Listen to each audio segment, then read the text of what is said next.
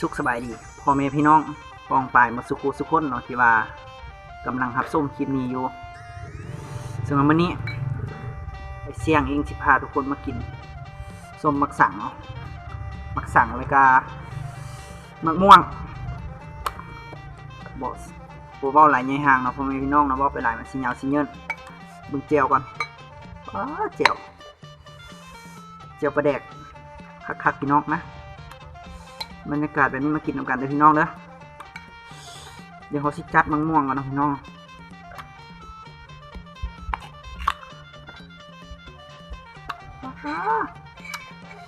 ส้มจิต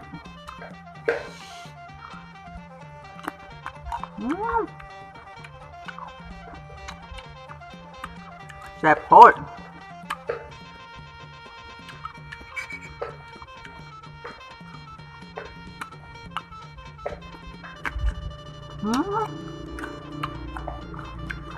แซ่บมากน้องมันส้มมะลิ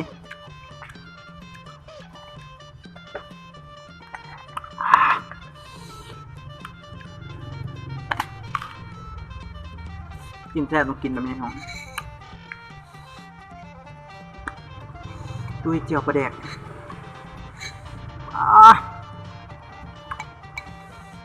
ปลาแดกบิดตอนมา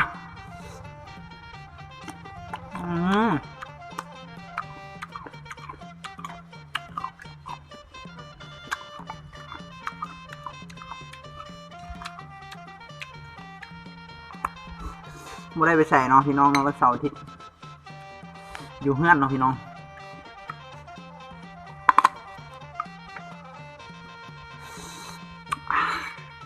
กัดเอาเลยเด้อพี่น้องเด้อครับพี่น้องคำนี้ปลาแดกตอนปลาแดกจัดไป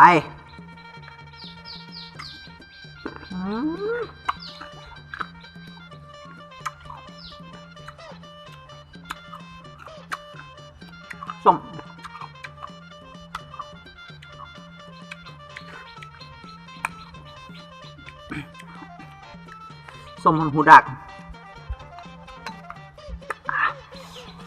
ส้มมะลิ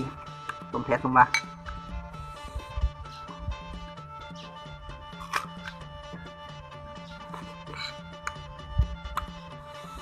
กินแซ่บต้องกัดเอาพี่น้องปลาแดกติดตอน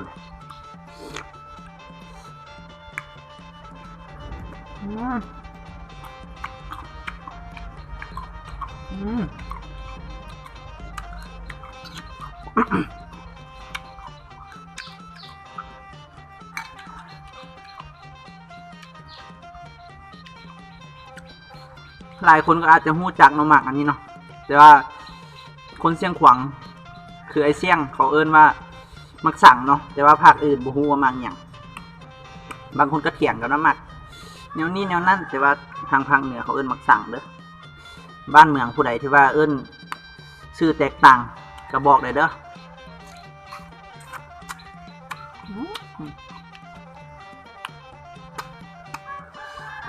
แข่งใดแต่ละแข่งฮู้ชื่อก็คอมเมนต์บอกใต้คลิปเดี๋ยวว่ามักหยังสำหรับแข่งเสียงขวางเขาเอิ้นมักสั่งแต่ว่าภาคอื่นเอิ้นมักหยังบ่ฮู้เนาะตัวนี้มักข้าวควายบ่มักหยังรสชาติมันส้ม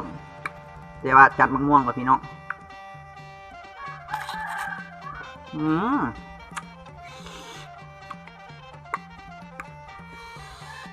ฝนกระตกทุกมือทุกมา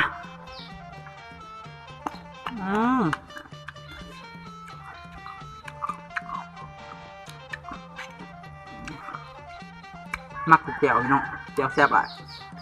เฮ็ดเองเนาะพี่น้องเนาะปลาแดกเขาเองเด้อปลาแดกน้ำตาลเผ็ดหอมบัวกระเทียมอันใดสีแซ่บก็ใส่ไว้เนาะพี่น้องเนาะแล้วแต่ผู้มักเด้อ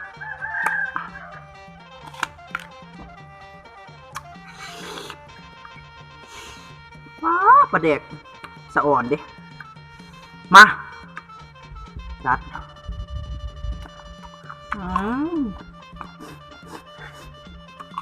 ม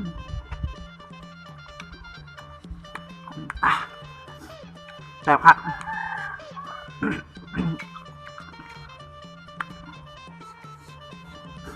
ตอนประเดกตอน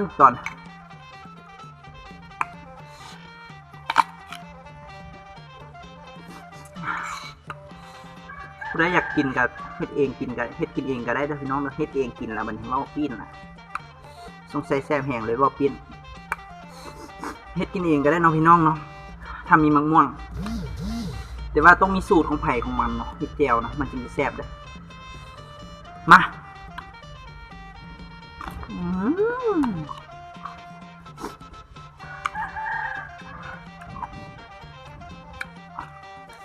แซ่บโคตร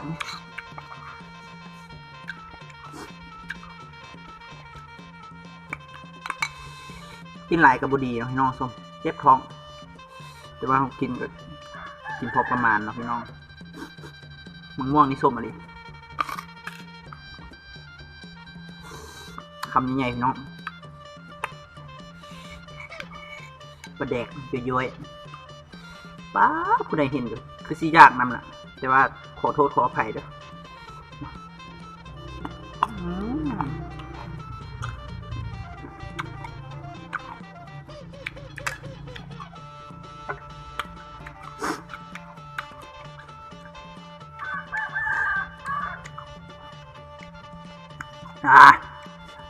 แซ่บคักสอนเจียวมะม่วง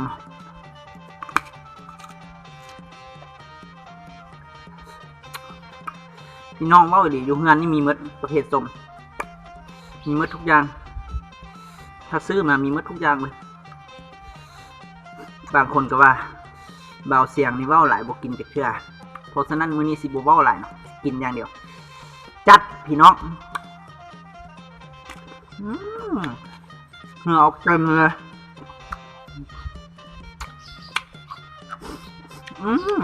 แซ่บเลยบางคนก็บ่มักปลาแดกแต่ว่าสำหรับเบาเสียงมักแห้งปลาแดกขาดบ่ได้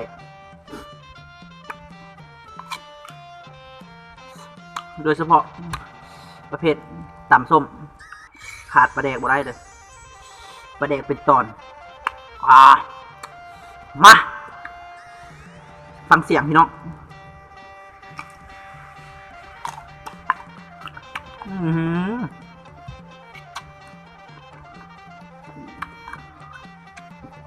แซ่บอะไร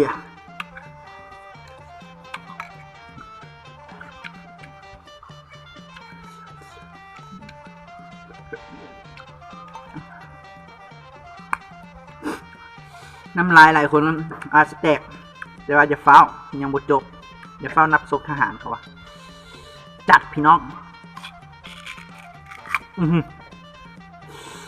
พี่ขำเป็นไงป่ะโอ้เบบี้ขากหลายพี่น้องคำนี้สำหรับผู้ใดที่ว่าเขามาติดตามรับชมจัดพี่น้อง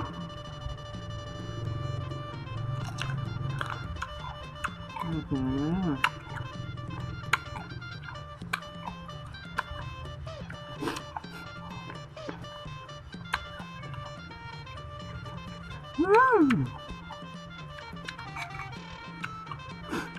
ี้แตกแน่นอนพี่น้องมือแรง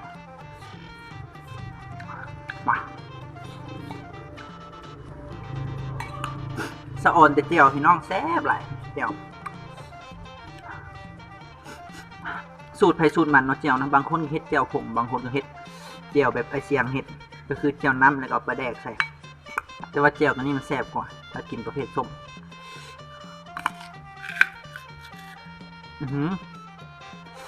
คำใหญ่ๆพี่น้อง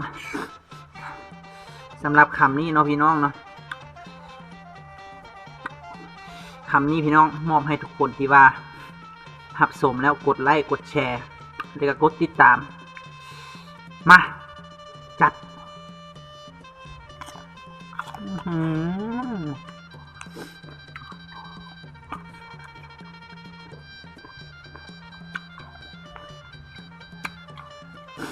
แซ่บโคตรทั้งแซ่บทั้งต้มสิหยุดก็หยุดบ่ได้พี่น้องจากกระส่วนเริ่มติดแล้วเริ่มฮ้อนแล้วป่ะเกี่ยวฮ้อนนี่จะมันคัก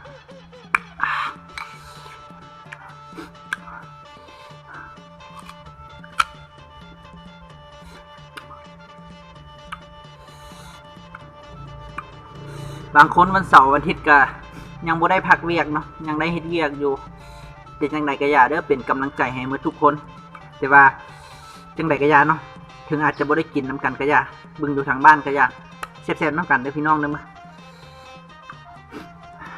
น้ำลายเหยบ่เป็นหยังเนาะหากินเองพี่น้องแต่ว่าคำนี้ไอ้เสี่ยงขอจัดก่อนมา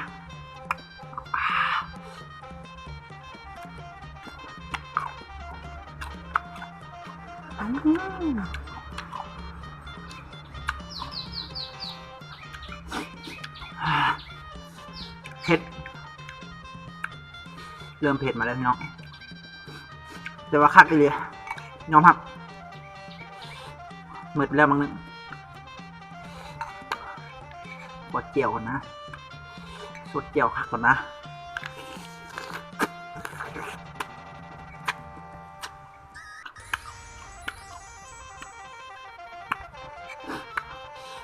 คักเลยมา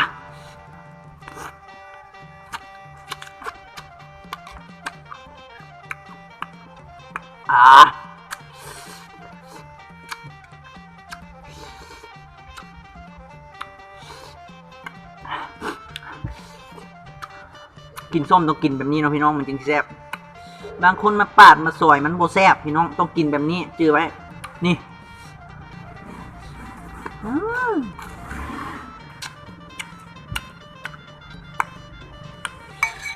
ตกพี่น้องตก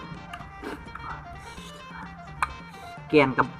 วาซิพอให้เหลือจะกินบ่ได้เนาะ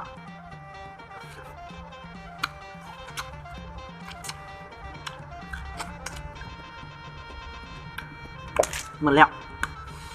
ทิมน้องพี่น้องเดี๋ยวว่าต่อไปเฮาสิจัดมักสั่งน้องพี่น้องเนาะก็คือหมักอันนี้มาเบิ่งน้ำกันว่ารสชาติมันสิเป็นเอาได้หลายๆคนก็อาจจะได้กินแล้วแต่ว่าตัวนี้เมื่อเช้านี่เป็นล่ามควายอยู่ไอเต็กมาก็เลยแวะซื้ออยู่ที่ตลาดเช้ามอเนาะกิโลนึงก็หลายกีบเติบแต่ว่าเราสิมากินกันมันก็มีหลายหมากพี่น้องมักสั่งเลยนี่นะบ้านค่อยเอิ้นมักสั่งอันนี้มักพุกนะพี่น้องแต่สิบ่กินมักพุกสิกินมักสั่งกับมักม่วงมันกับเกลือมาจัดมักสั่งบอกน้ำยางย้อยเลยพี่น้องพ่อแม่พี่น้อง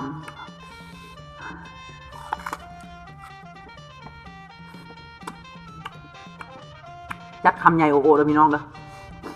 คำนี้มอบให้พ่อแม่พี่น้องที่ว่าติดตามครับชมอีกเทื่อนึงเด้อจัดคำใหญ่ๆพี่น้องประเดกเป็นตอนเลยพี่น้องเอ้ยมาน้ำลายหลายคนอาจจะไหลไม่ค่อยได้แต่กระยาพวกเจ้าแหละพวกเจ้าบุ้งสอกกินค่อยอยากอย่างค่อยสอกกินมา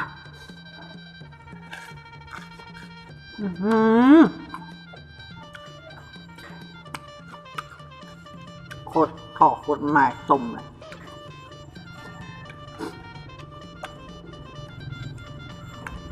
พี่น้องคำสุดท้ายพี่น้องบ่ไหวละผู้ใดที่มาเบิ่งคลิปนี้ก็อย่าลืมกดไลค์กดแชร์และก็กดติดตามเด้อพี่น้องเด้อเพื่อเป็นกำลังใจให้ไอเสี่ยงเนาะเฮ็ดคลิปต่อไปสำหรับคลิปนี้สิ้นสุดเพียงสำนี้เด้อขอกล่าวคำว่าโชคดีทุกคนจัดไปพี่น้อง